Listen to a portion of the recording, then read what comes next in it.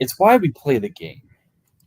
It's the enjoyment of the conversation and talking about the big pieces that in real life never get traded, never get moved, don't even get considered.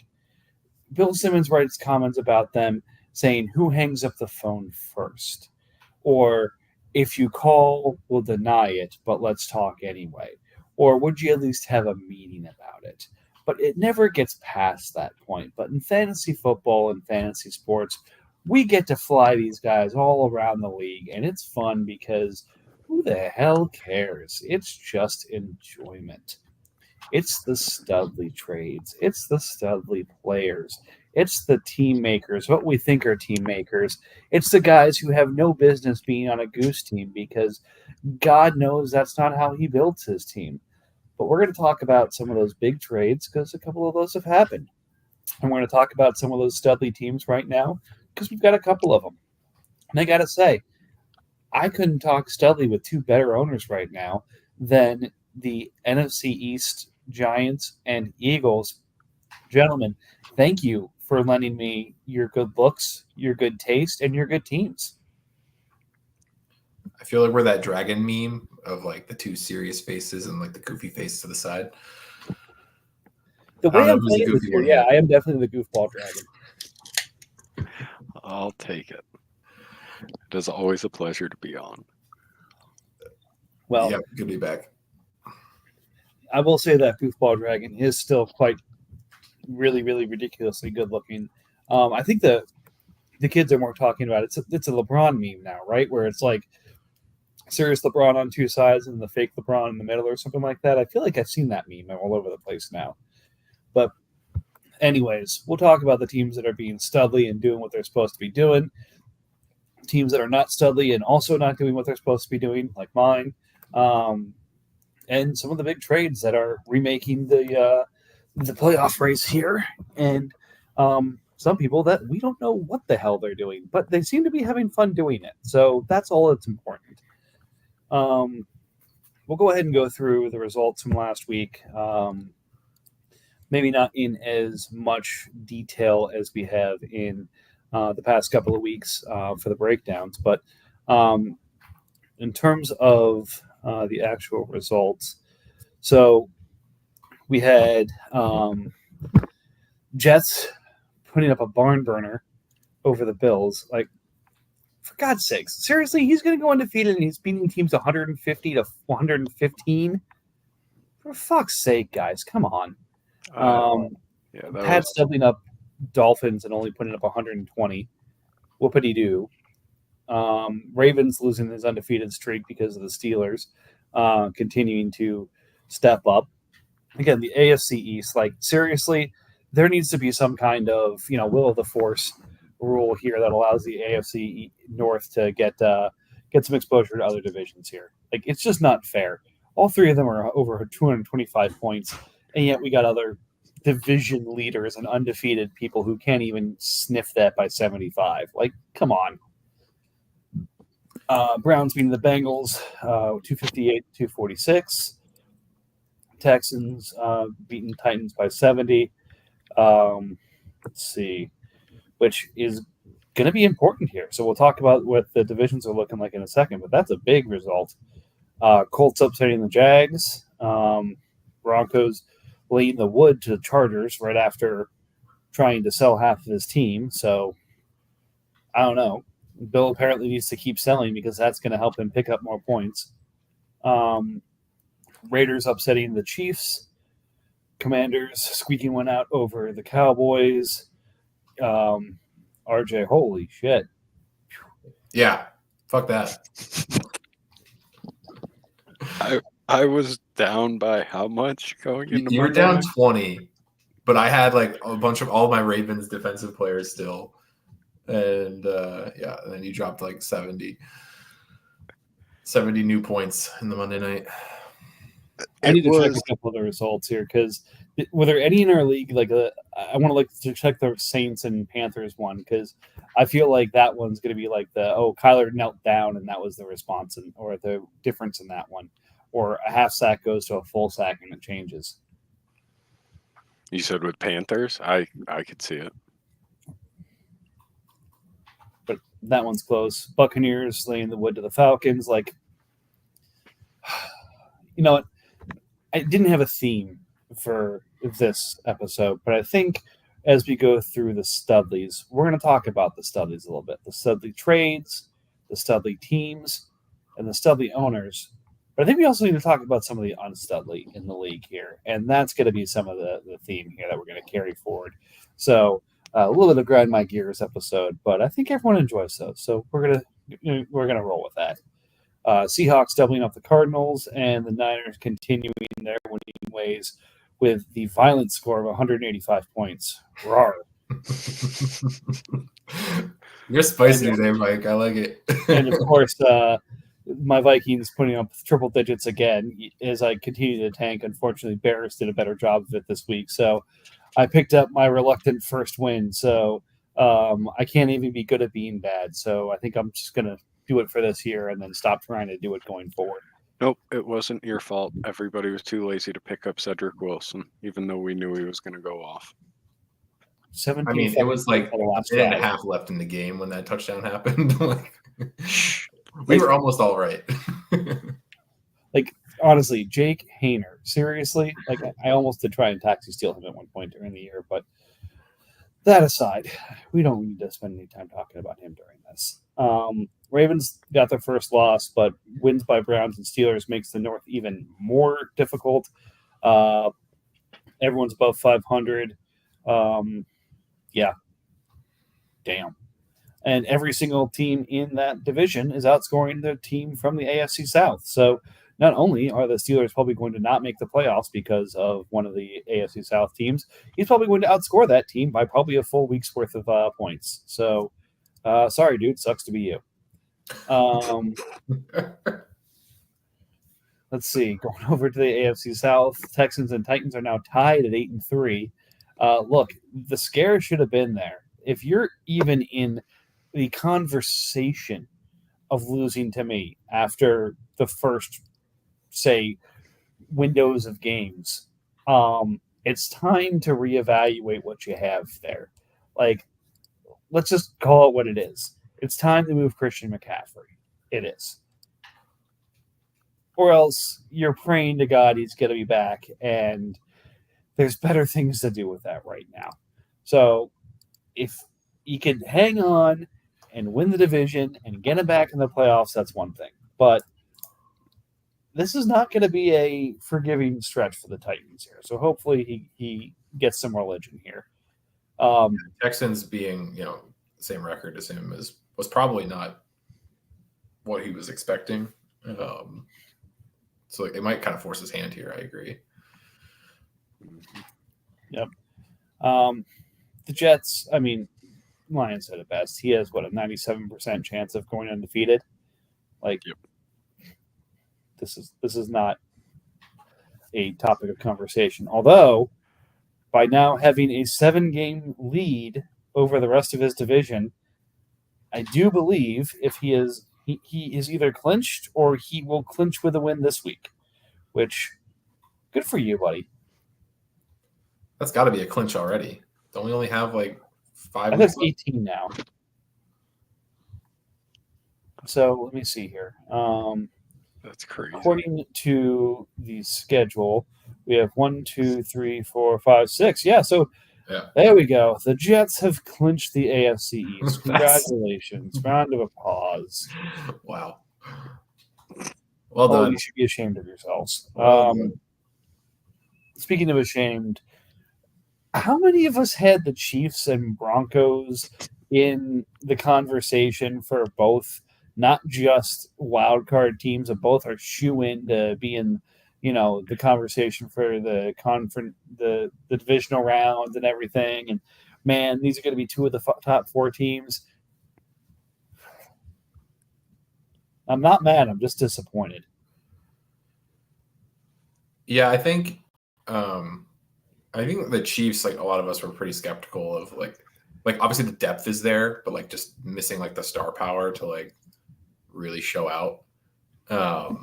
So I'm not like terribly surprised there. And I also think both of them had a pretty rough schedule this year. I do enjoy the fact that the Jets have outscored the Chiefs by 3.6 points and by 5 wins. Yeah. Yeah, exactly.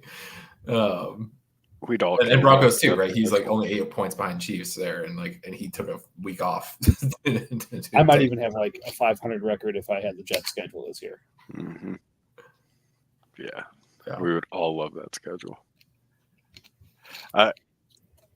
I do have to say I'm impressed that they've let Raiders hang on. Like he's 2 games out right now, but Yeah, Lamar, I Still- mean, is like single-handedly. they've left the door open for the Raiders to upset both of them. Well, I mean, yeah, he's somehow just like backing his way into a competitive team here. Like Mhm. Ken Walker has been hurt enough to allow Zach Charbonnet and Justice Hill to combine as a reasonable running back for him this year. Like, okay, really? You know, Justice Hill is a non-franchise tag player. You're going to spend 18 million on him? That's not a great idea. Maybe it's not the worst one. A complete lack of a tight end would be disappointing for some teams, but it's a good look on Raiders. And the defense is being good enough. He had a tight end. We'll talk about that trade at some point tonight. I'm sure. All right. NFC, go Packers. Fuck you, Bears. But hey, I just need to somehow keep the points tiebreaker in my favor right now. I have a demanding a commanding 35 point or 39 point lead right now, so feeling really good about that. The South is pathetic. 2 6-5s and a 5-6, and it's just as bad as the AFC West. I'm disappointed in everybody. Has Like, Panthers been on a slide? It feels like a couple of weeks ago he was one of the like top tier teams, and like he's just I don't know what happened. Yeah, I mean, I think he had took off a couple wins, like the Saints and everything early. So it was like the surprise upset of Bucks originally, and The Saints are 4 games out. I'm just saying. and he's got no reason to tank because he doesn't have his pick. Yep, and he keeps buying stuff. So, I mean, just saying that's the possibility. It's the AFC West and the NFC South. The proper meme to describe them is Obi-Wan screaming, "You were the chosen one." Speaking of chosen one, RJ has chosen to remain undefeated. Yeah, it's a smart choice. I It- would have preferred a different option this past week. This feels so difficult. I don't enjoy my schedule. Every week is a grind. I have to be like one of the top 3 scoring teams every week. You know, I really feel bad for you.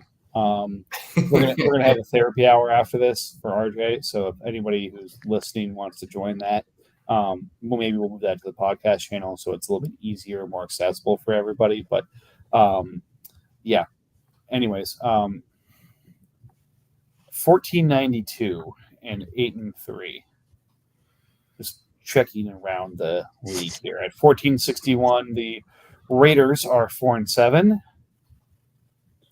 At 1456, the Titans are 8-3, so that's a good measure. And nobody in the AFC is within really even 200 points of that and have worse records. So good for you, buddy.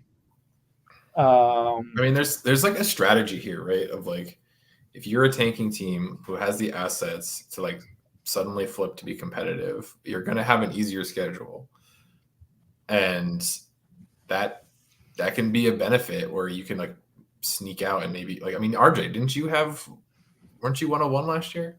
Yeah. I mean, it's just, I mean, not to say your schedule is easy because it's not. No, I just got unlucky. Like I paired up with the other teams that improved. Like Titans was one of my like fourth place competitors, and it's like he just happened to buy a team also. Yeah, that's funny. Serves you right. But like, there's a first like year, you kind of have a window where like you could get like a bit of a free pass into the playoffs. It's just something to like just keep in mind. I think it's like a league kind of going forward for all those who are tanking now and trying to win in a year or two. Like you might have an option there where you want to be a little bit more aggressive and try and like snake out a playoff berth, because anything can happen in the playoffs if your health team is healthy. Like even if it's not the strongest team, like my team last year. Yeah, you suck. Yeah. I love when put the woodshed on the Cowboys and Josh Allen only completes 6 passes. And I have like their whole offense. Let that be a lesson to you. Well, I notice I have none of them left on my roster. Seahawks 8-3, tied with the Niners. Rams at 5-6. Some of us are just really bad at tanking, and the Rams have won this division for so many years in a row. He seems to be having the same kind of challenges that he sold a bunch of stuff. He's trying to rebuild, but yet he's still at 500, screaming at the computer, "Why won't you fucking listen to me?" Yeah, there's just weird divisions where like if the rest of your division isn't super active or isn't like really improving their team, there's a chance that if you don't make the like a complete effort to tank, that you're just going to be a 500 team. Like, I'm not saying, I think Rams said that he was going to take another shot at winning the division. So like, I know he wasn't necessarily tearing it down. But yeah, that's what's going to happen sometimes in these divisions.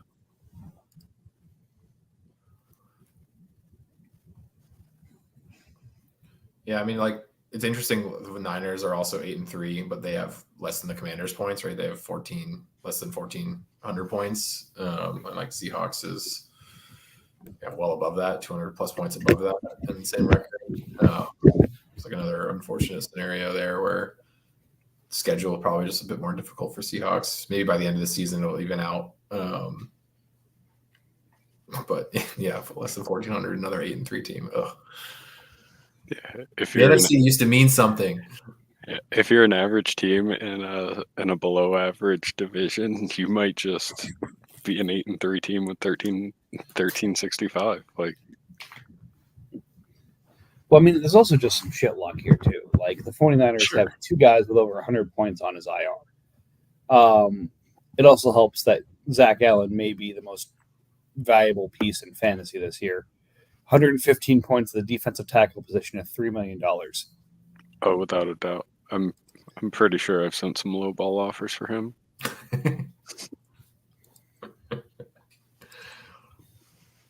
I would, but I can't afford him on my team. He'd get you a couple extra wins. Can't have any of that. All right, Studley, unstudly theme here. So let's kind of go through this real fast. North is clearly probably the North and the AFC North, NFC East. I'd say Studley. The North is clearly the studliest division. The East, I gotta say, like, can somebody kick Cowboys and tell him to, do something? I really gotta wonder. I'm pretty sure Panthers has sent him a number of like probably pretty fair offers for Parsons. Like, I really wonder if he's regretting having just like sat on that asset for maybe too long. Now his extension is going to be due. Like, it's your opportunity to like really get like the 3 pieces or whatever that we would think he's worth might be gone with like the state of the Cowboys and him not being healthy. Like, it'll be interesting, I guess, to see what if he does end up flipping him to try and flip the roster around a little bit. But Yeah, I just like other than the Parsons piece, like I really struggle to see what's movable. Like especially at Yeah. this point in the season. Like David Montgomery is not getting moved. Like that. No. I mean, Devontae, like you could move to a contender for like a hurt receiver that's younger. Maybe, I mean, it's IDP pieces, which are never going to be you're never going to get, you're probably never going to get the offer he wants for Parsons. Right. But like, then you're just only going to have Parsons and you're never going to get that like offensive asset that you really crave. Yeah. Jalen Hurts has kind of come back down to earth. Well, it's not even that. It's just like we're so deep into the season. Like, when you start to get to the $30 million players, there's so much garbage that has to be thrown in that it's just like, is it really worth it? Yeah. Like, because you're gonna, he's gonna rack up years worth of cap hits just getting rid of some garbage players, or he's just gonna have to sit on them and let them like fall off the roster. He might as well just hold on to the decent stuff that he has and try to sell in the off season. Yeah. Oh yeah. That's what I was saying. It's like, I feel like over the past year or two, he's probably gotten a number of offers for Parsons that are at least worth considering. Right. And now that he's kind of in this state, I wonder if there's just some regret there. Potentially. I mean, it could have went a different way. His team's good. Like, I beat him by 13 points when I played him. So, like, yeah, I think a lot higher of him than his 2-9 record. Like, I felt like he was a threat. And, I wouldn't have been shocked if he had a slightly better record. I think he has some good pieces, but like, he doesn't have like a wide receiver 2. And we have to start 2 wide receivers. Mm-hmm. Like, his tight end, he's been hoping that Chig is going to be what everyone hoped he was going to be 2 years ago. And like, I'm sorry, but it's not happening. Fetch ain't happening. Yeah. And like, if you break down, you don't have, but like maybe Hurts, right? Like you break down Hurts to add a lesser QB and a pick, and a piece there on offense or something.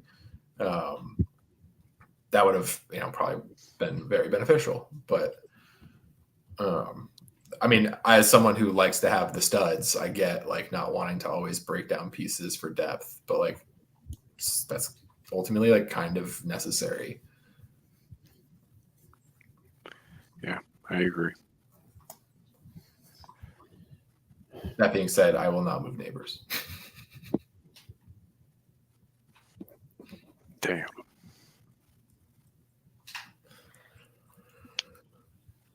Yeah.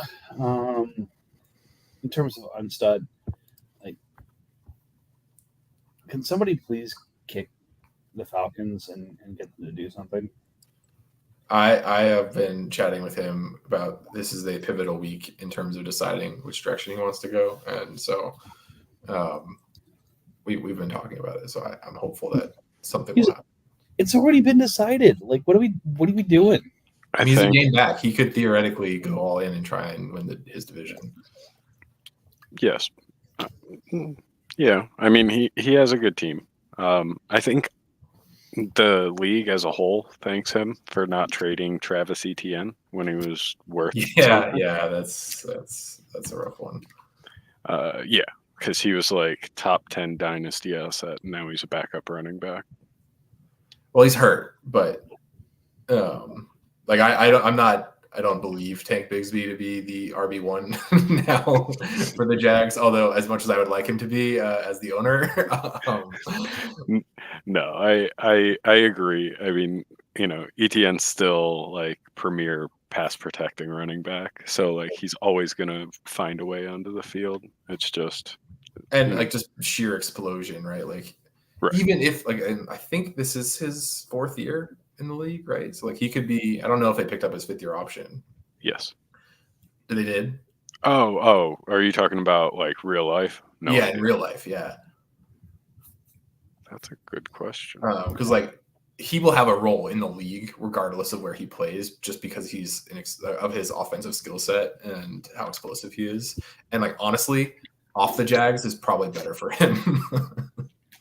Yeah, I'm kind of hoping he gets traded to the Cowboys. That's the rumor that's going around everyone. Oh, well, yeah. Then all right, hold ATN.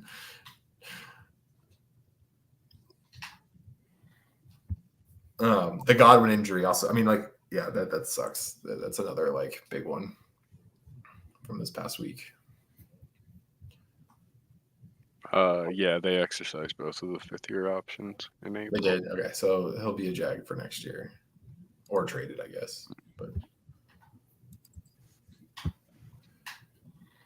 just depends if Jerry's guy, if he blabs about the guy they want to pick in the 2nd round, and then he gets picked ahead of him. It's good business, Jerry. Gold, Jerry. Gold. He likes that kid that plays on the blue field. He's pretty good. Like we were talking about pre-pod. Genty as a Cowboy. I've been memeing it up all episode. It's Vince McMahon getting the desk dance from Stacy Keibler. I mean, I don't know. I just don't see it. He doesn't strike me as looking good in a crop top, and I think Jerry's still going for that type of running back. I guess so. All right, I think we've pretty well beaten that horse. You want to talk trades? Only had 28 of them. Talk trades. That's crazy. Grant Calciera, Isaiah McGuire, the Commanders' 2nd for A.T. Perry, Tyler Higbee, and the Patriots' 2nd. Apparently, Higbee's close to like opening his practice window. Yeah, I mean, he immediately flipped Higbee from this too. So Ravens is doing this to dump Higbee's contract because Perry's not too bad, and team would have taken him straight up for free. So I'm kind of confused by this. Like, maybe he was banking on Goddard's injury being worse. Yeah, I guess so. And then McGuire has had a couple of good weeks for Cleveland. So I know Ravens is like a guy who likes his guys, and so like I don't know if Calcaterra is just one of his guys. But that Pats pick is top 5 right now. That's a hard one to downgrade. Yeah, I mean a depth swap. Yeah, I do agree with that. That is a little steep.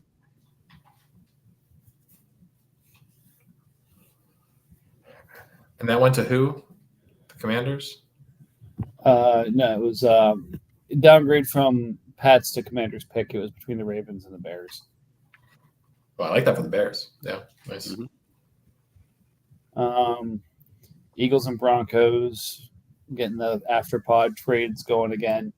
Jerome Ford, Alexander Madison, Rashad Bateman, Jalen Waddle, Austin Hooper, Agbonya Unconwaro, Daxton Hill, and a 5th for J.K. Dobbins, Travis Kelce, Baron Browning, and Khalil Mack. I'm going to misvalue J.K. Dobbins all year this year, and I'm okay with that. So will I. He gets a lot of touches, and that's very important. But Broncos wasn't done. He is, of course, involved in the next 4 trades as well, swapping punters and a 2nd rounder with Jags for Zach Ertz, trading a 5th to me for Daniel Ukulele, a Houston 1st for Wan'Dale Robinson, as well as supplementing that with a Daxton Hill for Donta Foreman and Brandon Jones swap. So just when you think Bill's going to blow it all up, he trades picks for players. Yeah, I mean, you got to question the process, but I think when you look at the end results of Bill's moves, it generally seems to work out pretty well for him. So hard to like knock it too much, I guess.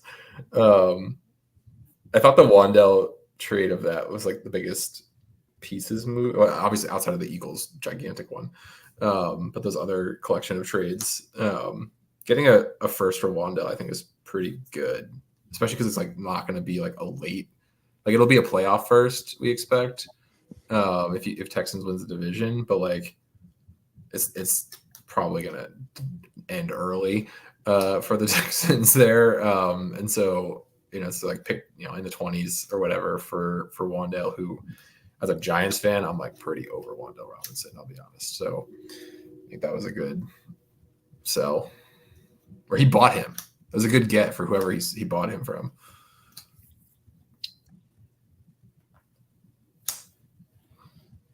All right, moving right along. I like Jordan this Addison, a second and a third for Rashee Rice and Jabril Peppers. I like this for both sides. I thought this was like one of those perfect trades. Yeah, we went back and forth like pretty much since Rice was injured. I prefer Rice long term, like assuming he's back to normal next year. But given like potential suspension and like he might not be ready for the first half of the year next year, I was okay with the downgrade and the picks to offset the difference in value there. And like, yeah, we'll see with Addison. Vikings are good now, apparently. So just hopefully when we start to get later in the season and the games really matter for the Vikings, the concentration of targets like sticks to the top guys, and Addison will be one of those that'll more often than not see 8 targets rather than 4. Yeah, and he's coming back off an injury too, so like he's been injured in a game and then missed time, so like I would expect his targets to increase, especially as teams just are like, all right, well, we're gonna have to double JJ. I'm okay with him being the one-on-one guy. But it was really just point replacement for this year, right? Like I would have liked to have kept Rice, but once it became clear that he was out for the whole year, I was ready to flip him for something useful. Sad days. I had a really nice 3 weeks with my wide receivers. If you could have just sold him after that 29-point game. Yeah. Gotten like Marvin Harrison plus or something. Apparently, yeah, I didn't realize the market had cooled so much. Yes, so I guess one of Chargers you can always do the what if scenario, When are Chargers going to get Mahomes? Because he now has Xavier and Rashee Rice.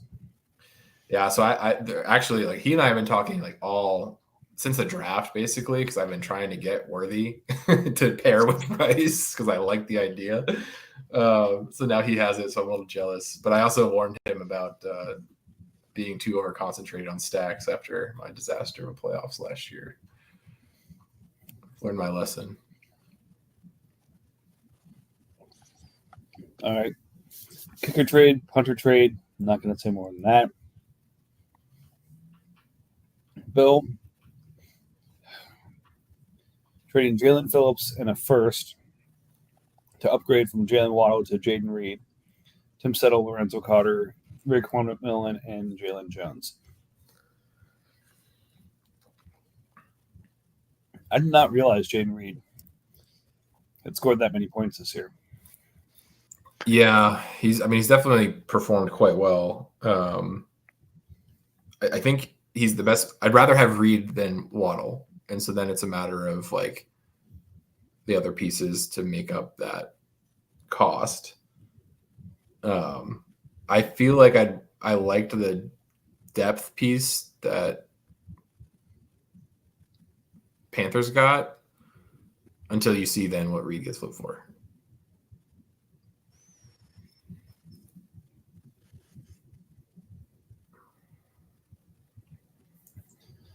Yeah, I mean, I don't know. Phil keeps getting treated like a late first, early second. That's a late first, early second. So I'm adding 2 firsts to Jalen Waddle to get Jaden Reed. It's steep. DJ Dallas for a 4th. Stafford, Bateman, and a 2nd for Baker Mayfield and Jamal Agnew. I mean, look, Giants, you hit it on the head. Like, I don't like any of these trades. And then Bill pulls off the trade and completely redeems himself. Yeah. Higbee in a 4th for Deuce in a 3rd. Whittington, Braswell, and Snead for that Chiefs first he just got. We'll see next week if Whittington does anything. But as of right now, that's not a good trade. I mean, look, Panthers has been treating Braswell as if he's a early second, late first. Whittington has 2 double-digit games, but didn't play last week. So, yeah, at some point, if you can get back in, it's worth it. But otherwise, I mean, wasn't it a late 26 first? Like, yeah, it's if you wanted to call that early two. I mean, Braswell was like pick 215 or something this past year, and I know he hasn't really performed quite well, but he's playing. It's not like horrible considering he got like 3 depth pieces out of it. I don't know. I feel like we overvalued like 26 picks a bit. it's still a first. Yeah. It's gonna be valuable to, if it's not necessarily valuable to you, it'll be valuable to one of the other 31 owners because somebody else already has a timeline where, an idea of a timeline where they're like, yeah, I could use that pick and I'll value it adequately. Yeah. So that's my only thing. Like, you mean the Miami Dolphins? Yeah. Yep. If you don't want it to be a 26 pick, just go to the Dolphins and swap it for a 25 pick and then turn that, then you can have a more realized value on it. Like, we all know the tricks that could be done. We've seen it happen for how many months? I don't know how many times has like Seahawks gone back to that well? Right. Bears trying to dump points before Monday night. Nothing happened. I love that trade. Like, I think Tyke is an amazing purchase at that price. Like, I was jealous. He didn't do anything, but he got concussed, in like the first quarter. But he's pretty productive. But he's like, it's a 3-way timeshare for 2. They got Winfield obviously as their like guy. But he's had injury issues his whole career. But for whatever reason, they're like, their secondary is like just huge playmakers, which is cool. 2nd for Buda and 3rd and a 5th. And then this one. I know I opened talking about the big trade. I know I opened talking about wanting to be involved. Sometimes just being in the room is the best feeling. Justin Herbert, Marvin Harrison, Will McDonald, Grant Stewart. For Baker Mayfield, Braylon Allen, Donta Foreman, Jaden Reed, Austin Hooper, Bradley Chubb, and DeAndre Tillman. Now, on a player-for-player swap, I would have broken my finger hitting accept. Considering what got rolled up to get some of these assets in the days before this trade, my enthusiasm is dampened. Yeah. I kind of agree. Yeah. As someone who's had a lot of talks around Marv and getting him back, I was a little annoyed at this trade. It's yeah, I mean, it's good. It's a freaking win for Bill. Obviously Marv's been disappointing. It's just like, it's a little odd to me because like Colt isn't trying to compete this year, but he's buying points as if like he cares about more points this year than next year. Like, I think going forward, we would all take Herbert, McDonald, and Marv over Baker, Reed, and Chubb. Like, if those are like the three main pieces, whenever else is just like, you know, whatever, throw in for contracts and stuff. Like, it's a no-brainer. You take one side over the other long term. And so like, it's kind of just like recency bias is maybe deflating some of the value in his eyes. Now he might have players that he just like really likes, right? Like if he's a huge Baker guy, and Reed, I mean, I do think Reed is very good, and like he has like doubled the production of Marv. He's only a year older, so like it's very possible that Reed does outperform Marv over the next few years. It's just a matter of like target share and perceived value on those names. You know, it'd be interesting to like revisit this in like a year or two and just see like, does like Reed maintain his whatever wide receiver number he is, and does Marv continue to like be not really like a sacrificial X, but like kind of like a sacrificial X for the Cardinals offense. And you know what happens with Kyler there. Like, I know that he hasn't really been playing well, so it'll be interesting to revisit, but like just from like a dynasty name recognition and like perceived value from like the industry, seemed like a big swing and a miss. I think we all notice this looking back, but or at least like looking at the previous transactions that have happened. There's like this weird hangover with any like Marvin Harrison trade where like after he gets moved, like it's Marv, he's superstar. And then you look at it a few days later and you're just like, I like that less for the Marv side. Like I still like the like what Broncos got, but I look at it and it's like Baker's balling, Herbert is meh. So, you know, relatively even for, you know, redraft purposes. And then it's like Jaden is outperforming Marv, and then like Will McDonald and Grant Stewart cost Braylon Allen, who has carved out a role in the Jets offense, Donta Foreman, who has a role in Cleveland, Bradley Chubb, who when healthy is just as premier of a pass rusher as McDonald wants to be, a tight end that gets targets, and I don't know any of these linebackers affiliated with this trade, but yeah. Yeah. Like it just feels like a lot of excess like in-season value. Which doesn't make sense for the context of the Colts isn't a competing team, right? He's got one win. Right. Right. Like if he was competitive, like this trade would make more sense to me, where he's trying to like increase his point production for this year. But like, yeah, I mean, Baker's balling out, but like also this happened after like the Godwin and Evans injuries where he's going to be out for like the next month. And again, he's not competing, so he doesn't really care, but like the perceived value of Baker is going to be going down, I expect, as they are not going to be as ridiculous as they've been on offense. Even Right. still, and then like thinking of Herbert, like everyone knew this was going to be an off year for the Chargers. They're going to rebuild their identity. And like, I bet you he has some sort of number one target next year that he's going to be lighting up.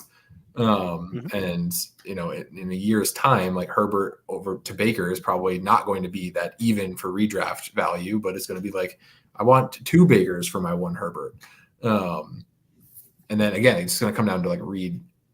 Ultimately, like if Reed keeps this up, you're happy. You still have a sub 23-year-old receiver who's a monster on a great offense, right? I'd rather have a piece of the Green Bay offense than the Cardinals in the abstract, and Reed is their like primary target getter.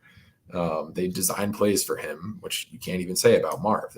They don't design plays, as we heard over and over again on Monday night. So like, again, like the perception of the value of these guys seems wicked off. And I don't like the process for the context of the team. But like ultimately, if Reed ends up outscoring Marv, you're just like, yep, I'm gonna have to take this 10 out of 10. I will say, like, Broncos did a very good job at capitalizing on like basically peak value for most of the players. Like Jerome Ford's hurt right now, and like we haven't seen much of Chubb, so like Donta Foreman's kind of assumed to be the guy that they're going to lean on. So perfect time to sell off him. Allen, like we've said, carved out a role in New York, so perfect time to get rid of him. Baker, I mean, his 2 best passing options basically fell apart. So good time to just get rid of him. Reed, when you look at it, would Reed have gotten anywhere close to Marv like before week 1? No, not a chance. So like, I applaud Bill for just capitalizing and to have more stable long-term value assets. And like what I said to him is, yeah, like that trade's fine. He didn't have to give up like Breece Hall or anything, so he's just building a quality young offense. So yep, it's good. Yep. All right. That was a lot of talking about that trade, more than I thought we were going to have. Not that it wasn't warranted, but punter trade, Rodgers for a first and a second, where I think we actually were surprised Chiefs gave up something like that to get him in the first place, but gets it all back. Well, didn't he just pay a first? Something like that. Hold on, I wanted to look this up because I was annoyed when I saw this. Yeah, I think so. He sent a first, a second, and Khalif Raymond, and got a second back and Rodgers.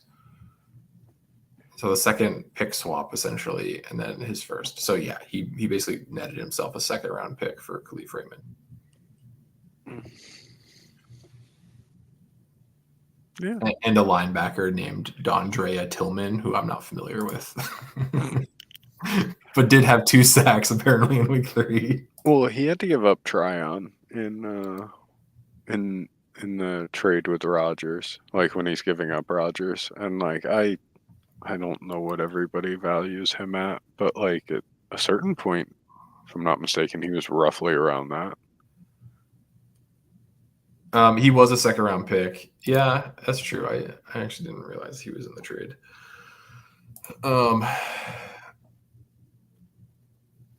don't know if I'd still pay a second for him just based off of like production, but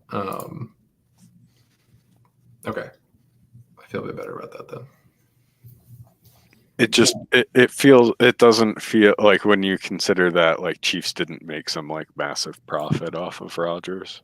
So it kind of just feels like moving things around more than, What's his schedule look like? Because Carr's still not back.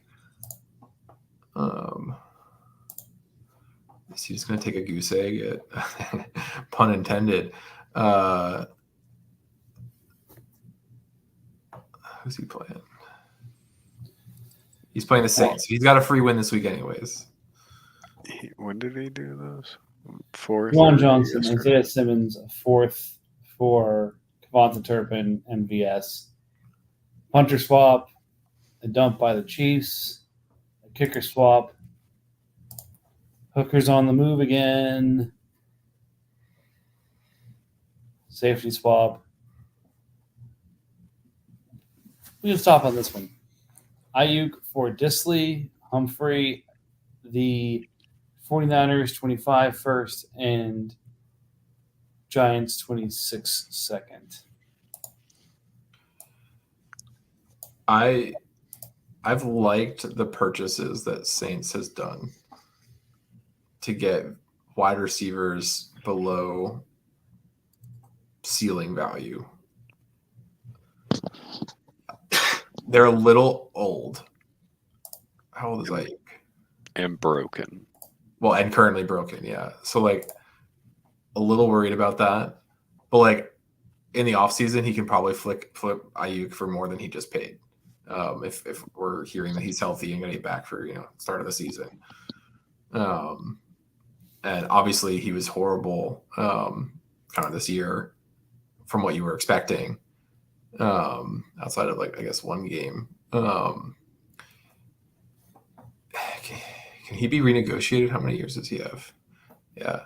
He can be renegotiated, which is also going to be attractive.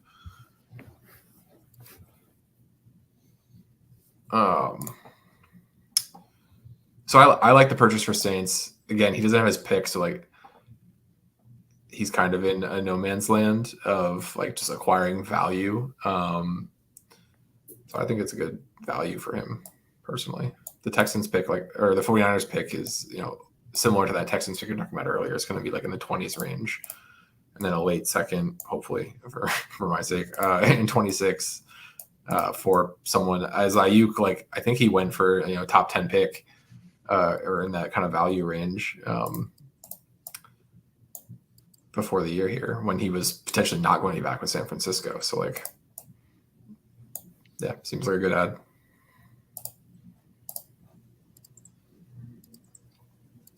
All right, Devin White, a fourth, and a Jets 26 second for the Packers 25 second, and Dolphins 25 fifth. This was really interesting to me. So the Seahawks gave White, who just signed, so he's got a job again, but has the bad contract, right? Because he's $8 million for 5 years. That's a horrible contract. I guess that makes more sense.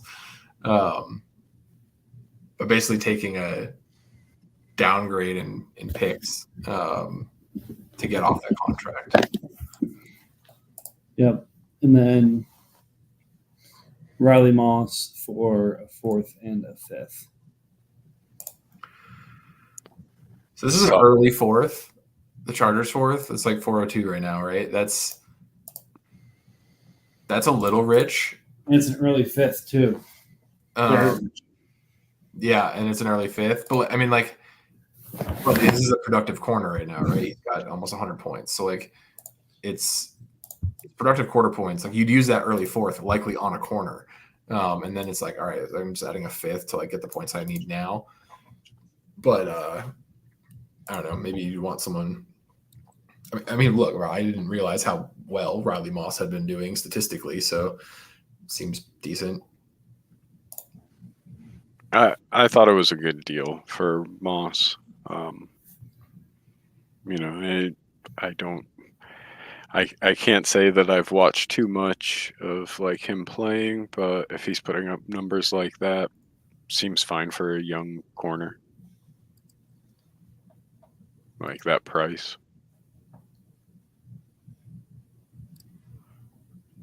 Yeah, that's fair. All right. We waited an hour. We talked about studs. Everyone should be happy. 28 trades. Everyone's definitely happy. Make some more big ones. We didn't realize. Next week's a trade deadline, guys. And then the dark times happen. Oh, that's going to be sad. Yeah, so just for the pod's sake, so trade deadline is 8:15 on October 31st. 8 days. Yep. How many trades we need to do a trade pod earlier next week. Yeah, I'll see if I can make that happen. But yeah. Go buy, go sell. Do the things. Do the things, buy the things, sell the things. And for God's sakes, make some decisions about your team. 6-5, nobody wins.